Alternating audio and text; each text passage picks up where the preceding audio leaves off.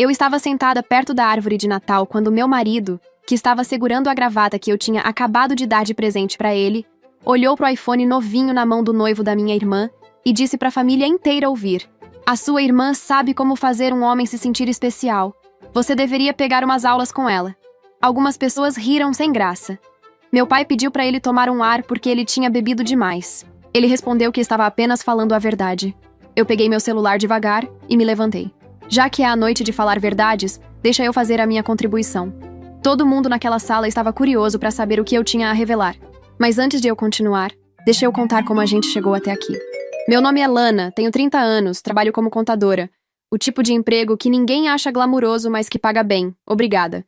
E até alguns meses atrás eu achava que tinha uma vida razoavelmente boa. Apartamento próprio, salário acima da média e um marido que, na teoria, me amava. Só que não. Meu pai, Robert, se casou com Fiona quando eu tinha 16 anos. Ela era bonita, simpática, sabia dar uma festa, do tipo que todo mundo adora num primeiro momento. Junto com ela veio Becky, filha do primeiro casamento, um ano mais nova que eu. A gente nunca foi íntima de verdade. Tinha aquela cordialidade de ocasião. Natal, aniversário do meu pai, almoço de domingo quando não tinha como escapar. Eu sentia às vezes que ela me encarava como competição, mas logo descartava o pensamento. Você é paranoica, Lana, eu dizia pra mim mesma. Uns 3 anos atrás, Becky me ligou animada com uma novidade.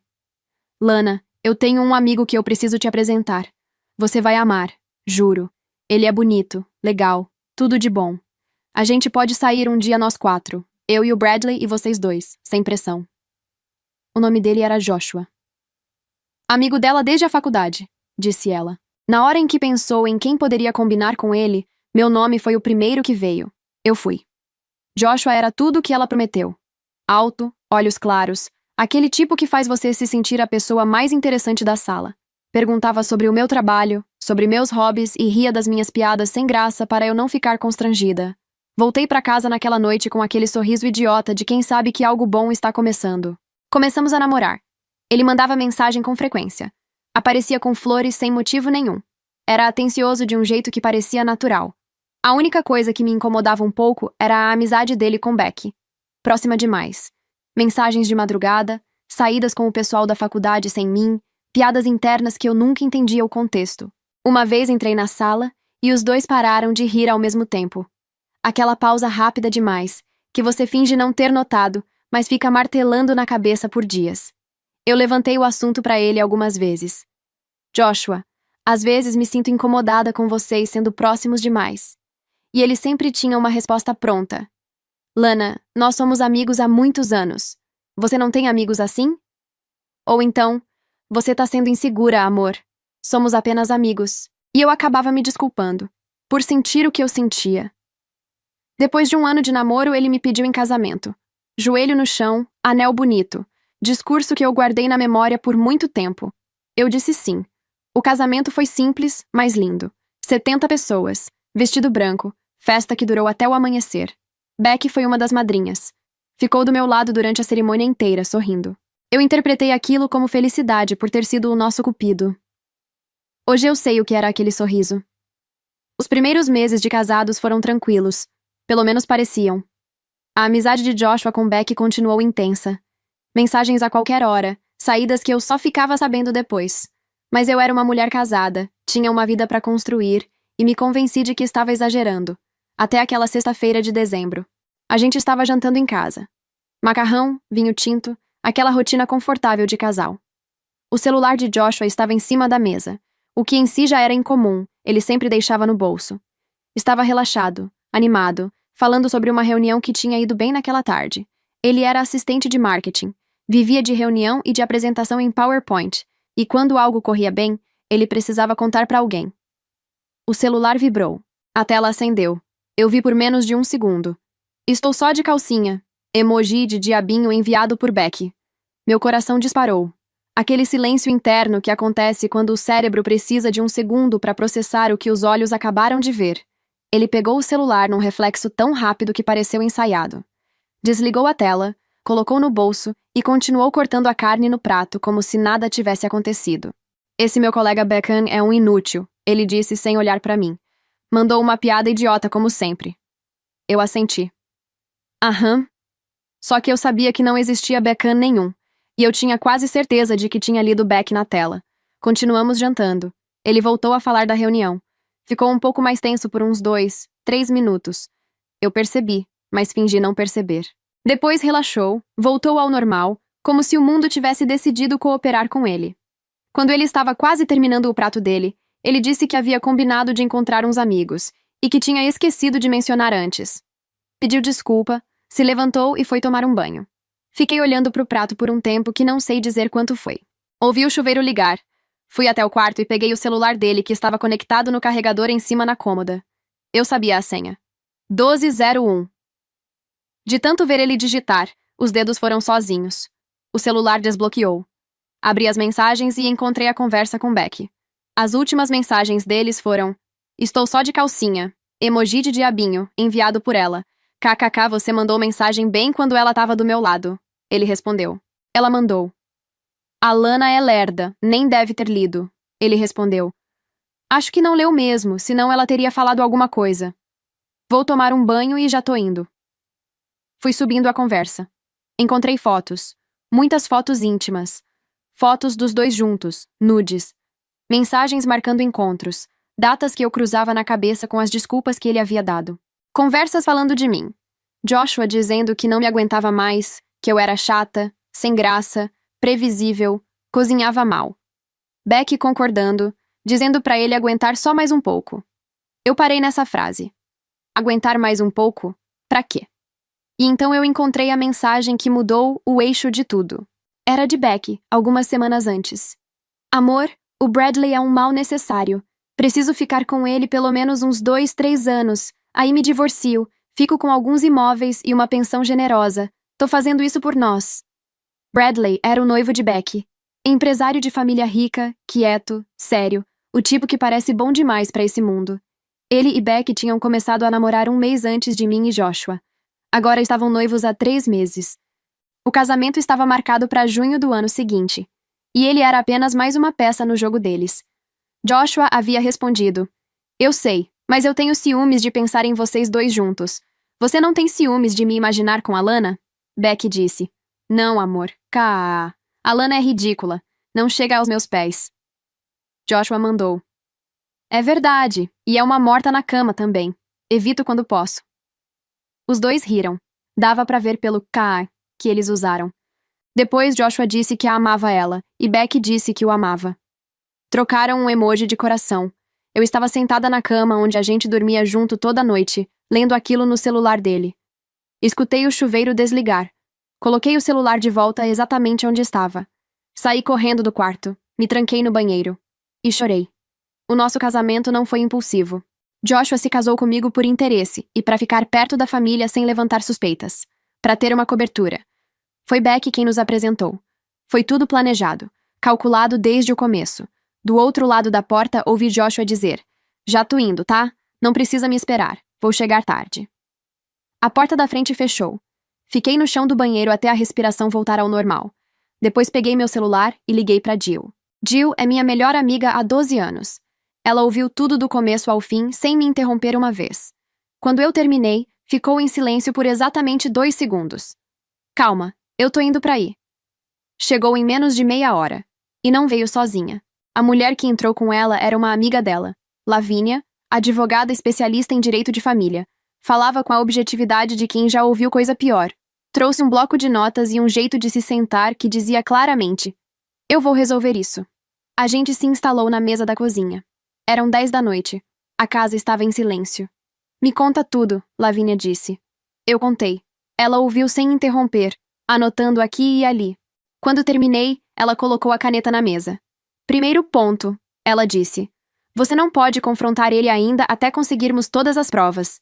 Nenhuma palavra, nenhum sinal. Se ele suspeitar que você sabe, vai apagar tudo antes que você consiga documentar qualquer coisa. Entendido, respondi. Segundo ponto. Vocês têm conta conjunta? Não, cada um tem a sua própria conta e dividimos algumas despesas. Ela continuou. Dinheiro ganho durante o casamento pertence aos dois, mesmo sem conta conjunta. Os gastos dele com a amante, restaurantes, presentes, hotéis, Isso é dissipação de bens conjugais. É dinheiro do casal sendo usado em caso extraconjugal. Pesa muito num processo. Ela parou. Me olhou. Mas o que pode mudar tudo de vez é outra coisa. Se ele se casou com você enquanto mantinha um relacionamento com outra pessoa, sem nenhuma intenção real de honrar com o casamento, isso é fraude matrimonial. E fraude matrimonial abre a possibilidade de anulação, não apenas divórcio. Qual a diferença prática? No divórcio, os bens adquiridos durante o casamento são divididos. Na anulação por fraude, o casamento é tratado como se nunca tivesse existido, o que significa que cada um fica com o que era seu antes. Você disse que o apartamento você comprou sozinha antes do casamento, então ele não tem direito nenhum sobre ele. Ela fez uma pausa. Mas não para por aí. Além da anulação, você pode entrar com um processo civil separado contra os dois. Contra o Joshua por fraude. Ele induziu você a casar sob falsa pretensão. Isso gera indenização por danos materiais e emocionais. E contra a Becky também, por alienação de afeição. Nesse estado, ainda permitem processar a amante pela destruição do casamento. O comportamento dos dois foi deliberado, planejado, cruel. Isso pesa muito na hora de um juiz calcular a indenização. Eu fiquei processando por um momento. O que eu preciso fazer? Documentar tudo o mais rápido possível. Prints das conversas, fotos, extratos bancários dele. Ela cruzou os braços na mesa. E haja normalmente. Não muda nada. Não dá nenhuma pista. Vamos pegar ele de surpresa. Jill e Lavínia tomaram um chá rápido e foram embora. Fui me deitar. Fiquei de olhos abertos olhando pro teto, no escuro, pensando. Pensando que agora ele estava com ela. Os dois provavelmente rindo de mim, da ingênua que tinha acreditado na desculpa do Beckham. Imaginava a cena, ele chegando no apartamento dela, contando, os dois morrendo de rir da lerda que não tinha percebido nada. Mal podiam esperar o que estava por vir. Joshua voltou às 4 da manhã bêbado. Entrou devagarzinho achando que estava sendo discreto. Foi pro banheiro, deitou e dormiu em 2 minutos. Eu estava acordada, olhos fechados, respiração de quem está dormindo. Quando o ronco dele ficou regular, me levantei. Peguei o celular da mesa de cabeceira dele. Passei a hora seguinte documentando tudo com cuidado. As conversas, as fotos. Abri o aplicativo do Uber. Corrida pro apartamento de Beck naquela mesma noite e várias outras em dias anteriores, que fui olhando uma a uma. Abri os extratos do cartão dele que vinham no e-mail. $2.000 em joalheria nos últimos meses. Joias que nunca chegaram pra mim. Restaurantes que ele nunca me levou. Hotéis, flores. Mandei tudo pro meu e-mail num envio só. Apaguei o histórico. Devolvi o celular exatamente onde estava na mesa. Deitei. Fiquei de olhos abertos no teto até o sol clarear lá fora. De manhã mandei tudo pra Lavínia. Ela respondeu algumas horas depois. Disse que as provas já eram suficientes para entrar com o processo, mas que quanto mais evidências, mais forte ficaria o caso. Me pediu para continuar agindo normalmente por mais alguns dias. Ficar de olho em movimentações financeiras. Ver se aparecia alguma conta que eu não conhecia. Qualquer coisa extra. Fiquei olhando para o celular depois de ler a mensagem dela. A ceia de Natal na casa do meu pai estava se aproximando. Joshua e eu íamos como todo ano. Becky e Bradley também. Eu sabia que meu pai havia instalado câmeras de segurança pela casa alguns meses atrás. Ele havia comentado de passagem numa ligação, algo sobre querer mais segurança. Se Joshua e Becky fizessem alguma coisa na ceia, algum toque, algum olhar comprometedor, talvez as câmeras pegassem. Talvez eu conseguisse mais alguma coisa. Nos dias seguintes, eu fui a melhor atriz que eu mesma já vi. Sorri no jantar. Perguntei sobre o trabalho dele. Assisti série do lado dele no sofá. Ele não percebeu absolutamente nada de diferente em mim. O que, em retrospecto, me diz muita coisa sobre o tanto de atenção que ele me prestava. A ceia de Natal era em 2 dias. Na casa do meu pai tinha uma tradição. Cada casal levava o presente do parceiro e filhos, deixava embaixo da árvore, e antes da ceia, a família toda se reunia para troca. Eu tinha comprado um smartwatch no mês passado na Black Friday. O modelo exato que Joshua havia comentado que queria. Tinha ficado animada quando encontrei com desconto. Fiquei olhando para a caixa lacrada dentro do guarda-roupa por um bom tempo. Ah, quer saber? Não ia dar. Ia comprar outro presente. Na véspera, fui a uma loja de departamento e comprei uma gravata de poliéster com estampa de palhaço por $20. Era a cara dele. Cheguei em casa e embrulhei com o maior capricho da minha vida. Laço perfeito. Etiqueta com o nome dele em letra bonita. Fita dourada. Tava pronto. Chegou o dia. A casa do meu pai e da minha madrasta Fiona estava decorada de cima a baixo. Guirlandas na escada, árvore enorme com enfeites que meu pai havia juntado ao longo dos anos, luzes brancas piscando em cada janela. Cheirava a peru assado, canela e aquele vinho quentinho com cravo que a Fiona sempre fazia nessa época. Família inteira reunida. Tios, primos, aquela vizinha que aparece todo Natal sem ser formalmente convidada e ninguém tem coragem de não deixar entrar.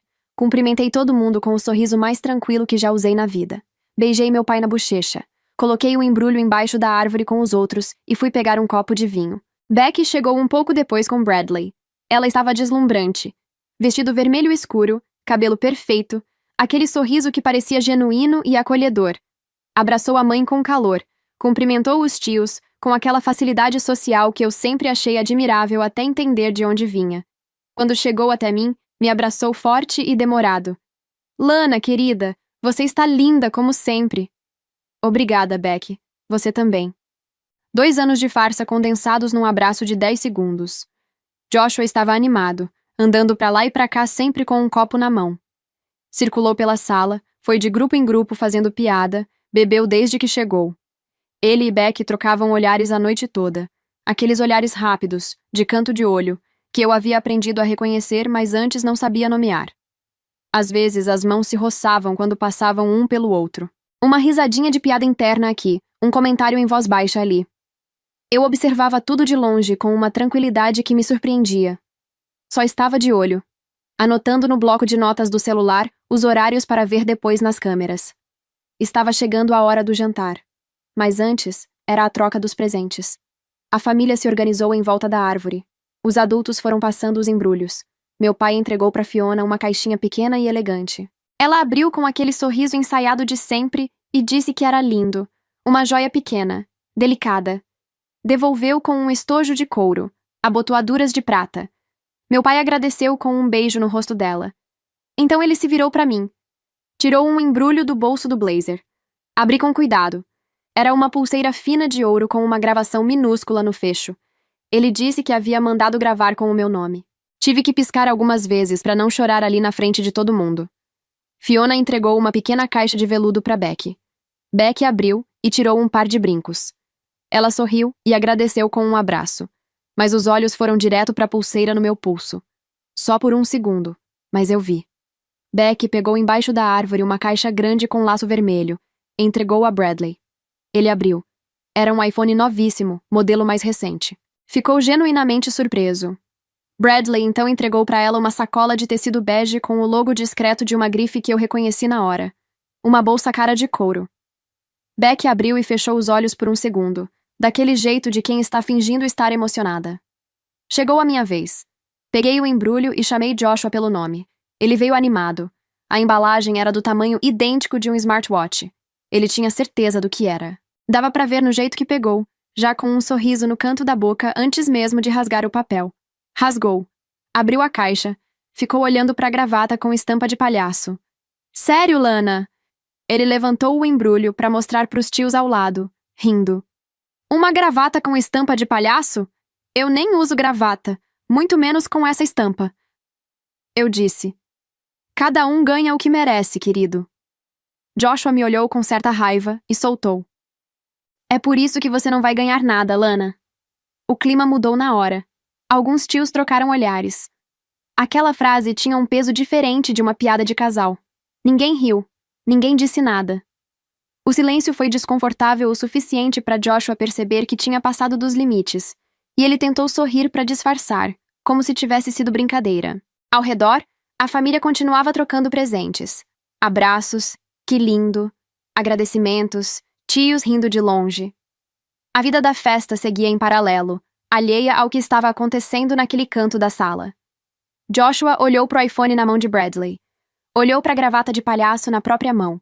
E não conseguiu segurar. Minha esposa é muito pão dura mesmo, murmurou, rindo para nenhum tio em específico, como se fosse uma piada coletiva. Algumas pessoas riram sem graça. Uma prima perguntou para mim se era brincadeira. Becky gargalhou. Alto, completamente à vontade. Virou para Bradley. Tomara que a gente não fique assim igual eles, né, amor? Bradley deu um sorriso que não chegou aos olhos.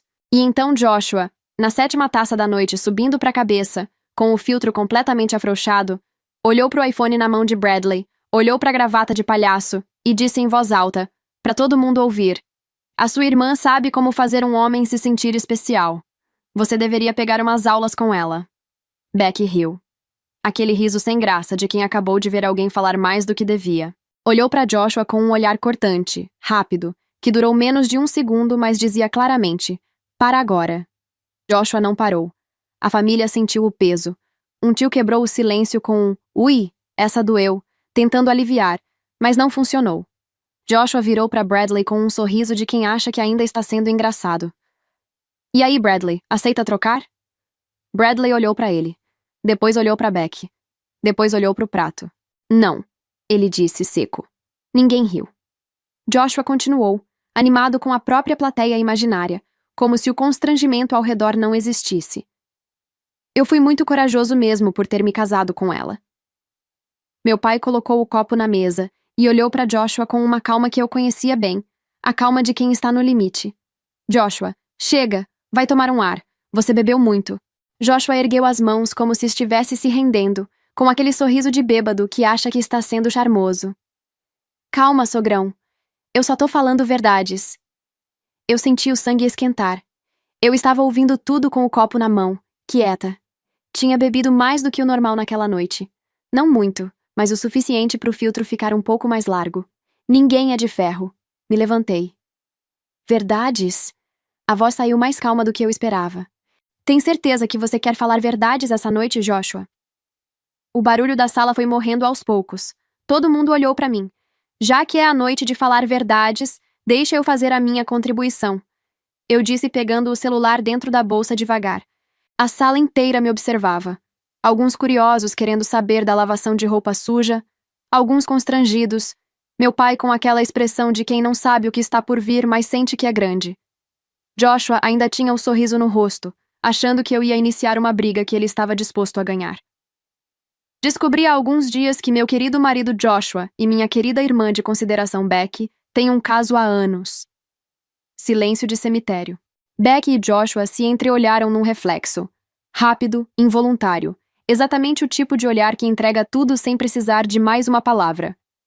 Bradley, coitado, ficou parado com o copo na mão, processando. "Você tá louca? Da onde você tirou isso?" Becky disse, com aquela voz controlada de quem está tentando parecer ofendida, mas na verdade está com medo. Eu nem olhei para ela. Peguei o celular e comecei a ler. Li as conversas com voz clara e pausada, devagar o suficiente para que todo mundo pudesse acompanhar. Joshua dizendo que não me aguentava mais, que eu era chata, sem graça. Becky dizendo para ele aguentar mais um pouco. E então li a parte que explicava o porquê. "Você precisa continuar casado com ela. Ela é o nosso álibi. A gente fica perto sem levantar suspeita de ninguém. Depois que eu me divorciar, você pede o divórcio também, pega o que puder dela e a gente some junto. É simples." A sala inteira ficou em silêncio. "Isso é mentira!" Becky se levantou. "Ela tá inventando isso. Qual é o seu problema, Lana?" Continuei lendo. "O Bradley é um mal necessário. Preciso ficar com ele pelo menos uns 2, 3 anos. Aí me divorcio. Fico com alguns imóveis e uma pensão generosa. Tô fazendo isso por nós." O silêncio depois dessa frase foi diferente. Mais pesado. Bradley se levantou devagar. Estendeu a mão na minha direção sem dizer nada. Dei o celular para ele. "Isso não é verdade, Brad." Becky se levantou. "Ela deve ter montado isso com inteligência artificial para acabar com o nosso noivado. Ela morre de inveja de nós." "Isso é invasão de privacidade." Joshua apontou o dedo para mim. "Isso é crime. Você pegou meu celular? Eu vou te processar por isso." Becky deu uma cotovelada disfarçada nele. "Cala a boca, seu idiota." Bradley ficou lendo, passando print por print com aquela atenção de quem está procurando um erro, uma saída, alguma coisa que prove que está interpretando errado. Deve ter reconhecido a forma de escrever, os emojis que ela sempre usava, as expressões que eram exclusivamente dela. Ficou branco. Devolveu o meu celular. Olhou para Becky por um longo momento. Pegou o iPhone que ela havia dado de presente e colocou na mesa com uma batida seca. Olhou para o dedo dela. "O anel." Becky ficou parada. "O anel, Becky. Tira." Ela tirou o anel de noivado com a mão tremendo e colocou na mesa ao lado do iPhone. Bradley pegou o anel, depois a bolsa de luxo que tinha dado para ela, e foi em direção à porta. Becky se levantou. "Brad, Espera. Isso é tudo mentira. Ela inventou. Você me conhece. Ele não parou. Brad, por favor. A voz dela quebrou. Você sabe que eu te amo. Isso não faz sentido nenhum. Ele parou antes de sair. Virou para ela uma última vez. Não quero te ver nunca mais. A porta fechou. Becky ficou olhando para a porta fechada por 2 segundos. Depois virou para mim. Tinha fúria nos olhos. Aquela fúria de quem perdeu tudo e precisa colocar a culpa em alguém. Começou a andar na minha direção. Joshua apareceu na frente dela. Abriu os braços como se fosse um herói de filme e tomou a decisão mais idiota da noite. Ele endireitou a postura, olhou para Becky com uma expressão que na cabeça bêbada dele devia parecer romântica e corajosa. Já que tudo foi exposto, ele disse, a gente pode finalmente assumir o nosso relacionamento, Becky. Eu peço o divórcio da Lana e a gente vive junto. Ela virou para ele. O que eu vi no rosto dela naquele momento não tinha camada nenhuma. Era desprezo puro, do tipo que não precisa de elaboração. Você é idiota? A voz dela era baixa, cortante. Você acha que eu quero ficar com um pobretão como você? Joshua abriu a boca. Fechou. A ficha caindo em câmera lenta. Começou a chorar. Joshua, completamente destruído, começou a gritar entre soluços. Passei 5 anos esperando por você. E é isso? Sou um pobretão? Você é igualzinha à sua mãe. Farinha do mesmo saco. 2 interesseiras, 2 sanguessugas que usam os homens e jogam fora quando não servem mais. Meu pai se levantou. Colocou os 2 punhos na mesa com uma calma que assustou mais do que qualquer grito. O que você quer dizer com isso? Joshua, completamente sem filtro, sem nada mais a perder, encarou meu pai e contou. Sabe de quem foi a ideia de tudo isso? Joshua olhou para Robert. Da sua esposa. Meu pai ficou parado. Sim, foi a Fiona que disse para Becky que eu não prestava, que eu era pobre, que não tinha futuro, que ela merecia alguém que bancasse os luxos dela, que Becky tinha que fazer igualzinho ao que ela fez com o senhor. Ele olhou para o meu pai nos olhos. A Fiona fisgou um homem rico, se instalou bem e ensinou a filha a fazer o mesmo. Ele fez uma pausa. Sabe o que ela disse para Becky, palavra por palavra? Eu decorei porque a Becky me contou na época e nunca esqueci. Ele olhou para Fiona. Filha, ache alguém que te sustente e se encontre com alguém que te agrade de verdade. É assim que funciona. Fiona não piscou. A Fiona mandou a Becky achar alguém com dinheiro, mas como a gente se amava e não ia terminar. Então a Becky teve uma ideia. Eu começava a namorar alguém do círculo da família para não levantar suspeita. Assim a gente podia sair junto, viajar junto, sem ninguém questionar nada. Ele olhou para mim por um segundo. Foi aí que a Lana entrou. Meu pai virou devagar para Fiona. Passou a mão no rosto como se não pudesse acreditar no que estava ouvindo. A Fiona sabia de tudo. Sempre soube e apoiou o plano desde o começo. Joshua pausou. Olhou para o meu pai com uma expressão que eu não consegui classificar. Mas tem mais uma coisa, sogrão. Ou melhor, ex-sogrão. 5 anos atrás, numa noite que eu e a Becky brigamos feio, eu liguei para Fiona. Pedi para ela intermediar, falar com a Becky por mim. Fiona se levantou. Para agora. Você tá bêbado e tá inventando coisa. Isso nunca... Joshua a afastou com o braço, sem nem olhar para ela. Ela me chamou para tomar um drink. Disse que ia me ajudar a reconquistar a Becky. Ele pausou. E a gente acabou indo pra cama naquela noite. A sala inteira ficou em choque. Meu pai estava parado como uma estátua. Mentira! Fiona apontou o dedo para Joshua. Isso é tudo mentira. Você não tem como provar nada disso. Se eu nunca te vi pelada, Joshua disse com uma calma perturbadora. Então como eu sei que você tem uma marca de nascença perto do cóccix? Silêncio absoluto. Fiona abriu a boca. Fechou. Eu fiquei olhando para a cena sem conseguir processar direito. Aquela ceia estava ficando muito além do que eu havia imaginado quando saí de casa naquela noite. Eu queria provas de uma traição. Estava assistindo a família inteira desmoronar ao vivo. E nem eu sabia dessa marca em Fiona. Joshua só poderia saber se tivesse visto com os próprios olhos. Mãe. A voz de Becky havia mudado completamente. A armadura sumiu de vez. Eu não acredito que você fez isso comigo. Silêncio. Fiona olhou para a filha com uma frieza que gelou o ambiente. Cala a boca, Becky. Deixa de ser hipócrita. Você é igualzinha a mim. Para de fingir que é melhor do que o que você é. Becky ficou parada por 2 segundos.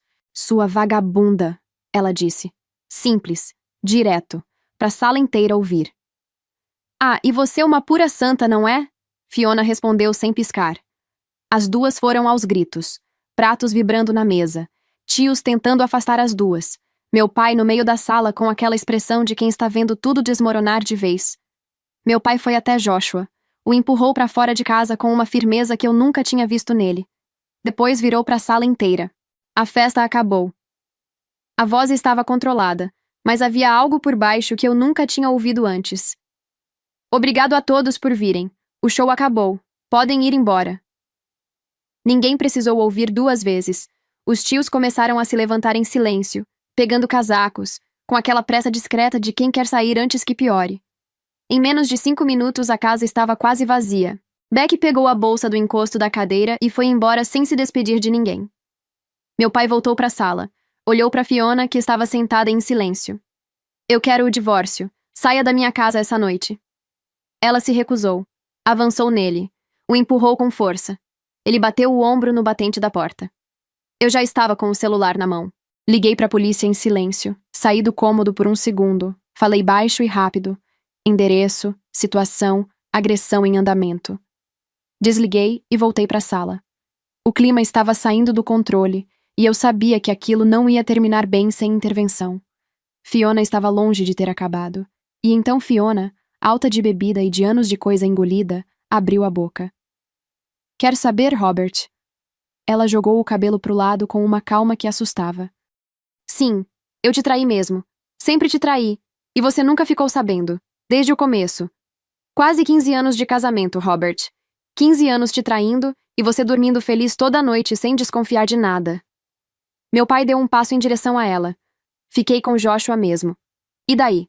E o instrutor de yoga também, que era 30 anos mais novo que você e sabia exatamente o que fazer. Coisa que você nunca soube.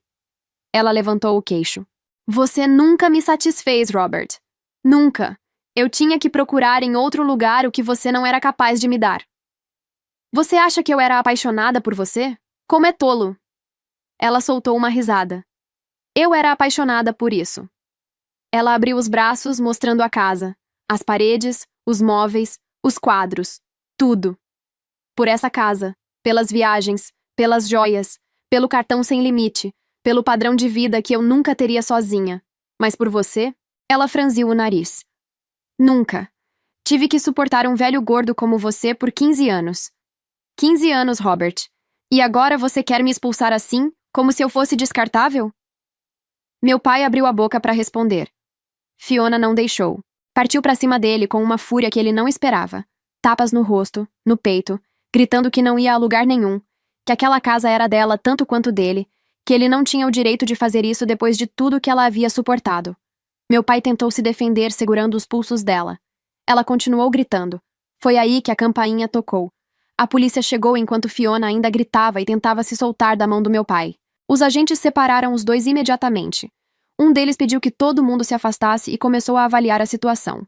Outro veio até mim. A senhora presenciou o ocorrido? Sim, eu disse. Ela avançou nele quando ele pediu que ela saísse de casa. Tapas no rosto, empurrão. Ele bateu o ombro ali no batente. Do lado de fora, Fiona continuava gritando. Que era mentira, que ela era a vítima, que meu pai havia a provocado, que ninguém ali estava dizendo a verdade. Meu pai foi até um dos agentes com a voz controlada e o rosto ainda vermelho das marcas dos tapas.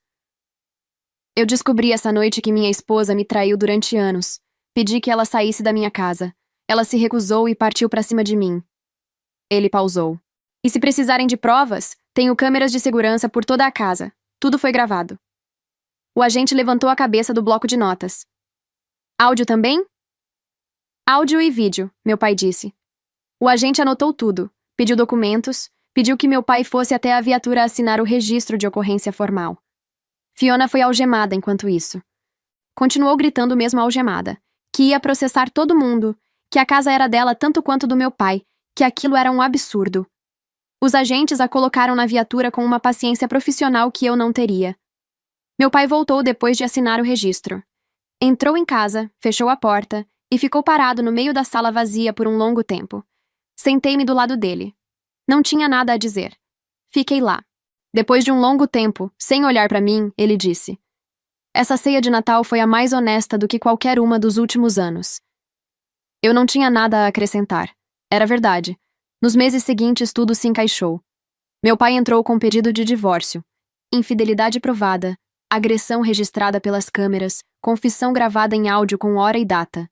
Fiona ficou detida por uma noite. O irmão dela, que havia estado na ceia e visto tudo com os próprios olhos, pagou a fiança no dia seguinte. Não estava feliz. Eu o vi sair naquela noite com a expressão de quem acabou de descobrir que não conhecia a própria irmã tão bem quanto pensava. Mas era a irmã. Então pagou, sem dizer muita coisa.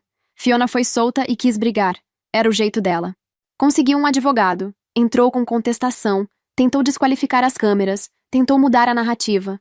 Mas sem dinheiro próprio para bancar uma briga longa, e com provas tão pesadas contra ela, a confissão gravada, a agressão em vídeo, o histórico de 15 anos de traição documentado, o processo foi minguando. Alguns meses depois aceitou um acordo.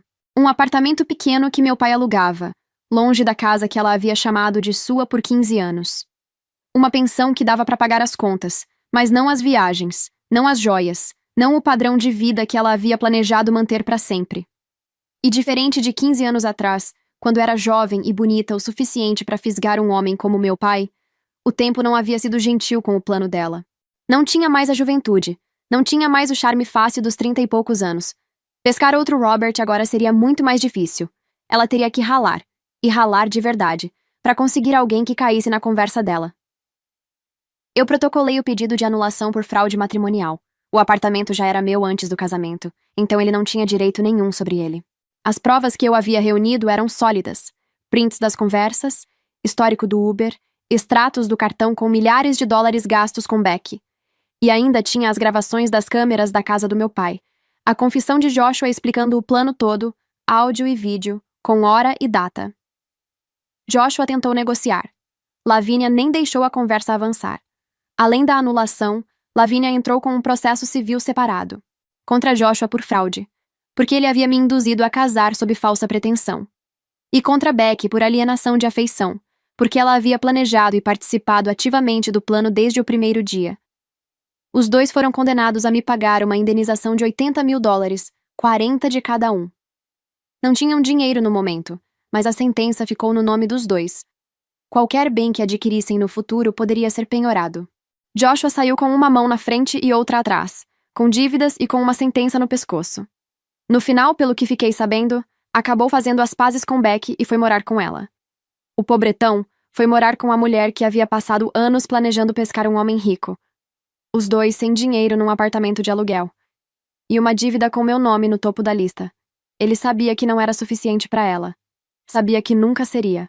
Mas ficou mesmo assim, porque no fim, um homem sem dignidade aceita qualquer migalha de quem diz que o ama, até o dia em que ela achar algo melhor. E ia achar. Era só questão de tempo. Becky, que havia calculado cada passo com tanto cuidado durante anos, ficou exatamente onde não queria estar. Com um homem sem patrimônio, num apartamento de aluguel, precisando trabalhar todo dia para pagar as contas. Ah, e o iPhone que ela deu pro Bradley naquela noite com tanto estilo, com aquele laço vermelho e aquele sorriso de quem pode tudo? Eu sempre me pergunto em quantas vezes ela parcelou. Deve estar pagando até hoje. Bradley e eu nos encontramos sem querer uns meses depois. Num café, por coincidência. Ficamos conversando por 2 horas. Tinha muito a dizer. 2 pessoas traídas pela mesma dupla durante o mesmo período, pela mesma mentira, se entendem de um jeito que ninguém de fora consegue. Não foi amor imediato. A gente estava machucado demais para isso. Foi amizade primeiro. Mensagens aqui e ali, um café de vez em quando, aquela cumplicidade de quem passou pela mesma coisa e não precisa explicar nada. Com o tempo, as conversas foram ficando mais longas, os silêncios mais confortáveis. Eu percebi que ria de verdade quando estava com ele. Percebi que ele me olhava de um jeito que eu havia esquecido que existia. Ninguém planejou nada. Ninguém forçou nada. Apenas floresceu. Devagar, com calma, do jeito que as coisas boas costumam acontecer quando a gente para de tentar controlar tudo. Num sábado de novembro, quase 1 ano depois da terrível ceia, estávamos num shopping juntos quando os vi no corredor. Ela apareceu primeiro. Becky, de mãos dadas com Joshua, sacolas de lojas populares penduradas no braço. Estava diferente. Não na aparência, mas em alguma coisa que eu não conseguia nomear. Menos brilho. Aquela energia de quem está exatamente onde não queria estar. Ela me viu antes de eu fingir que não tinha visto. Os olhos dela foram para mim, depois para Bradley do meu lado, depois para as sacolas que eu carregava. Cartier, Louis Vuitton. Demorou uns 2 segundos para tudo registrar no rosto dela. E quando registrou, foi rápido demais para ela esconder. Joshua nem percebeu. Continuou andando, olhando para o celular, completamente alheio. Becky e eu ficamos nos encarando por um momento que pareceu muito mais longo do que foi. Eu sorri levemente, sem esforço. Daquele jeito que acontece quando a vida se encaixa no lugar certo. Ela me olhou com um ódio que ela nem tentou esconder, porque ela entendia, melhor do que ninguém, o que eu estava segurando no braço. Não era só um homem bem-sucedido e íntegro. Era a vida que ela havia planejado para si mesma durante anos. O prêmio que ela perdeu na própria jogada. Apertei o braço de Bradley com mais força. E seguimos o caminho que a vida havia preparado para nós. Ela planejou uma vida que não merecia ter e acabou com o pobretão. E eu ganhei um futuro que nunca esperava ter. Se você chegou até aqui, deixa nos comentários a palavra gravata. Eu gosto muito de saber quem ficou comigo até o fim. Muito obrigada por ter acompanhado essa história. Se você gostou, deixa o seu like e o hype aqui embaixo. Ajuda demais o canal a crescer e a chegar em mais pessoas. E se ainda não se inscreveu, se inscreve agora e ativa o sininho. Toda semana tem história nova te esperando aqui. Um beijo enorme e até a próxima.